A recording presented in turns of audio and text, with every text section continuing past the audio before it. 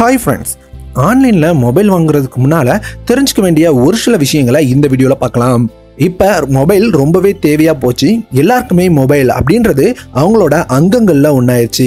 அப்படி இருக்கும்போது நாம ரொம்பவும் அதிகமா யூஸ் பண்ற நம்மளை பத்தி அதிகமா தெரிஞ்ச ஒரு மொபைலை வாங்கும்போது எப்படி வாங்கணும், ஆன்லைன்ல எப்படி ஏமாறாம ஒரு நல்ல மொபைலை வாங்குறது அப்படின்றத இந்த வீடியோல பார்க்கலாம்.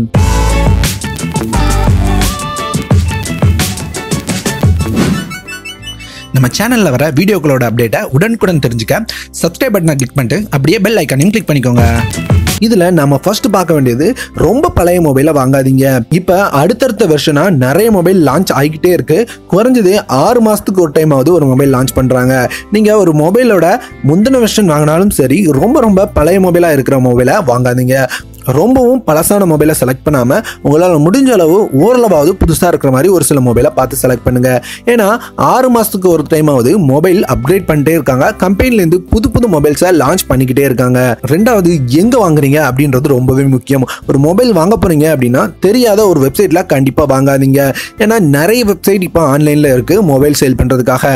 தெரியாத ஒரு வெப்சைட்ல வாங்கிட்டு நமக்கு ஏதாவது டேமேஜ் இருந்தது அப்படின்னா ரிட்டர்ன் பண்ண முடியலனாலும், நமக்கு பழைய மொபைல் வந்தது அப்படின்னாலும், நம்ம பார்க்குற மாதிரி செங்கல் வச்சு ஏதாவது வந்துட்டாலும் கண்டிப்பாக நம்ம என்ன பண்ணுறது அப்படின்றது தெரியாமையே போயிடும். ஒருவேளை நீங்கள் ஏதாவது தேவையில்லாத வெப்சைட்டில் வாங்கியிருந்தீங்க அப்படின்னா நீங்கள் கம்ப்ளைண்ட் பண்ணாலும் ரெஸ்பான்ஸ் பண்ண மாட்டாங்க.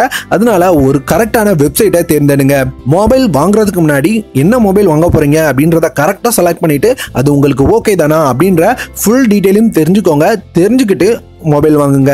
என்னென்ன டீடைல்ஸ் பார்க்கணும் அப்படின்னு யோசிச்சிங்கன்னா அதுக்கான ஒரு வீடியோவும் நம்ம சேனல்ல இருக்கு. அந்த வீடியோ வேணா செக் பண்ணி பாருங்க. 4வது, ஒரு மொபைல் லான்ச் ஆனதுக்கு அப்புறம் ரொம்பவே சக்சஸ் ஆயிடுச்சு அப்படின்றதுக்காக அதனோட சக்சஸை தொடர்ந்து அடுத்து வர மொபைலை உடனே வாங்கிடாதீங்க. ஃபர்ஸ்ட் சேல் 2வது சேல்லையே ஃபர்ஸ்ட் வந்த மொபைல் ரொம்பவே ஹிட் ஆச்சு அப்படின்றதுக்காக இந்த மொபைலும் ஹிட் ஆகும் அப்படின்னு சொல்ல முடியாது. உதாரணத்துக்கு ரெட்மி நோட் 4 அப்புறம் ரெட்மி நோட் 5 எடுத்துக்கலாம். ரெட்மி நோட் 4 ரொம்பவே ஹிட்டான மொபைல். ஆனால் ரெட்மி நோட் 5 எம்ஐக்கு அந்த அளவுக்கு போகல. அது மாதிரி மீ A1 ரொம்பவே ஹிட்டான மொபைல். மீ A2 அந்த அளவுக்கு ஹிட் ஆகல. அதனால ஒரு மொபைல் ரொம்பவே ஹிட் ஆயிருச்சு அப்படின்றதுக்காக அதை தொடர்ந்து வர அடுத்த மொபைலை கண்மூடித்தனமா வாங்க வேண்டாம். தெளிவா அதை பத்தி தெரிஞ்சுக்கிட்டு அதனோட டீடைல்ஸ் எல்லாம் பார்த்துட்டு அதனோட ரிவ்யூஸ் எல்லாமே செக் பண்ணி பார்த்துட்டு அதுக்கப்புறம் மொபைல் வாங்க கண்டிப்பா நல்ல பிக்கா இருக்கும். ரிட்டர்ன் பாலிசி, ஒரு மொபைலுக்கு ரிட்டர்ன் பாலிசி ரொம்பவே முக்கியம். உங்களோட நீங்க வாங்குற வெப்சைட் பொறுத்து அவங்க ஒரு குறிப்பிட்ட நாளுக்கு உங்களோட மொபைலுக்கு ரிட்டர்ன் பாலிசி கொடுப்பாங்க.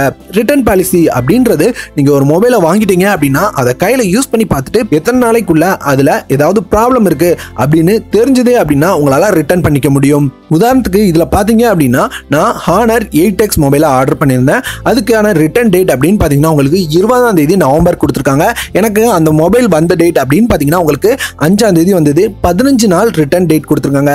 இந்த 15 நாளைக்குள்ள உங்க மொபைலில் ஏதாவது ப்ராப்ளம் இருக்கு அப்படின்னு நீங்க கவனிக்கிறீங்கன்னா இந்த ரீப்ளேஸ் ஐட்டம் அப்படின்றதுல உங்களால் உங்களோட மொபைலை ரிட்டர்ன் அல்லது ரீப்ளேஸ்மெண்ட் எதுனாலும் பண்ணிக்க முடியும். உங்களுக்கு தேவையில்லை அப்படின்னா அமௌண்ட்டை கூட உங்களால் வாங்க முடியும். அதனால ரிட்டர்ன் பாலிசியை கண்டிப்பாக கவனிச்சுக்கோங்க. அப்படி இல்லைனாலும் மொபைல் வந்ததுக்கு அப்புறம் இந்த ரிட்டர்ன் பாலிசி ஒன்னு இருக்கு அப்படின்றத தெரிஞ்சுக்கோங்க. கடைசியா ஒரு விஷயம், பிரைஸ். கண்டிப்பா பிரைஸை கவனிச்சுக்கோங்க. எப்பவுமே ஒரு மொபைலுக்கு ஒரு நார்மலான பிரைஸை கம்பெனில இருந்து ஃபிக்ஸ் பண்ணிருப்பாங்க.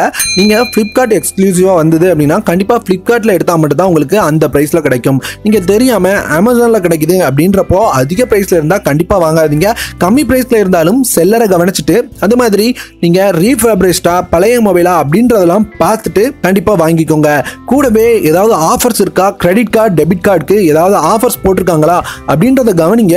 அப்படி இருந்தது அப்படின்னா உங்க நண்பர்கள் அல்லது உங்ககிட்ட யார்ட்டையாவது அந்த கார்டு இருந்ததுனாலும் அதை யூஸ் பண்ணி வாங்கினீங்க அப்படின்னா உங்களால பிரைஸை இன்னும் கொஞ்சம் கம்மி பண்ண முடியும். அதனால என்ன பிரைஸ்ல வாங்க போறீங்க அப்படின்றத ஃபிக்ஸ் பண்ணிட்டு உங்களால அதை விட கம்மி பிரைஸ்ல வாங்க முடியுமா அப்படின்றதையும் தெரிஞ்சுக்கோங்க. இந்த 6 டிப்ஸையும் நீங்க ஃபாலோ பண்ணீங்கனாலே ஓரளவு நல்ல மொபைலை எடுக்கிறதோட உங்க மொபைல்ல ஏதாவது ப்ராப்ளம் இருந்தாலும் உங்களால தெரிஞ்சுக்கிட்டு ரிட்டர்ன் பண்ண முடியும். உங்களுக்கு ரிட்டர்ன் பண்ணது எப்படி அப்படின்றது தெரியலனாலும் நம்ம சேனல்ல ஒரு வீடியோ இருக்கு. அந்த வீடியோ செக் பண்ணுங்க. அதுக்கான லிங்கை மேல ஐ பட்டன்ல கொடுக்குறேன். அவ்வளவுதான்.